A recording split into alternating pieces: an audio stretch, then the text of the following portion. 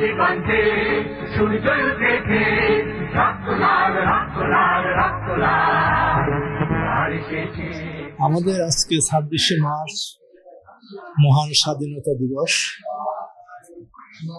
অনেক ত্যাগ তিতিক্ষার বিনিময়ে, অনেক আত্মত্যাগের বিনিময়ে এই দিনটি আমরা মুক্তিযুদ্ধে ঝাঁপিয়ে পড়েছিল বাংলাদেশের কৃষক, শ্রমিক, ছাত্র জনতা থেকে সর্বস্তরের মানুষ। দিগন্তে সূর্য উঠেছে, রক্ত লাল রক্ত লাল রক্ত লাল। তখন তো আমি একজন ছাত্র, স্কুলের ক্লাস 10ম শ্রেণীর ছাত্র। কাদের সিদ্দিকীর নেতৃত্বে আমরা মুক্তিযুদ্ধে অংশগ্রহণ করি এবং পরবর্তী পর্যায়ে কাদেরিয়া বাহিনী হিসাবে যুদ্ধে অংশগ্রহণ করি। এবং আমার হাতের লেখা খুব মোটামুটি ছোটবেলাতে সুন্দর ছিল, এই জন্য রণাঙ্গন নামে একটা পত্রিকা বের হতো। কবির অভিজ্ঞতা ছিল এটার নির্বাহী সম্পাদক।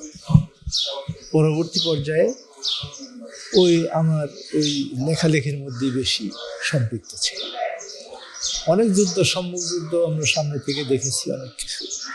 সে অনেক লম্বা ঘটনা, 9 মাসের মুক্তিযুদ্ধ, অনেক ত্যাগ, অনেক মানুষের আত্মত্যাগ, মানে যে যার অবস্থান থেকে অংশগ্রহণ করেছে।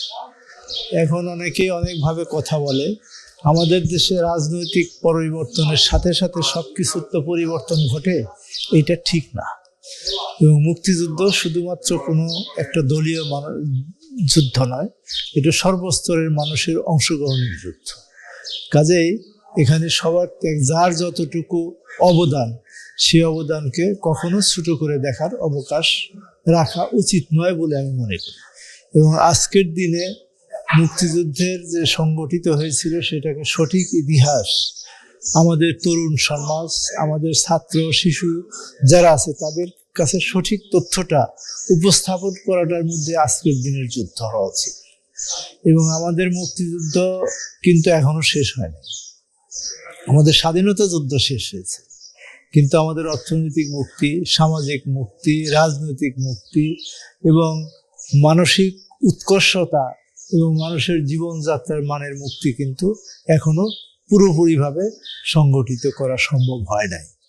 আমি মনে করি যে আজকের দিনে আমাদের সবাইকে ঐক্যবদ্ধভাবে সমস্ত রাজনৈতিক দলাদলির ঊর্ধ্বে থেকে মুক্তিযুদ্ধের চেতনাটাকে গ্রহণ করতে হবে এবং মুক্তিযুদ্ধের চেতনার মধ্যে সেটাকে লালন পালনের মাধ্যমেই আমাদের সঠিকভাবে মূল্যায়ন হবে আজকের এই মুক্তিযুদ্ধ।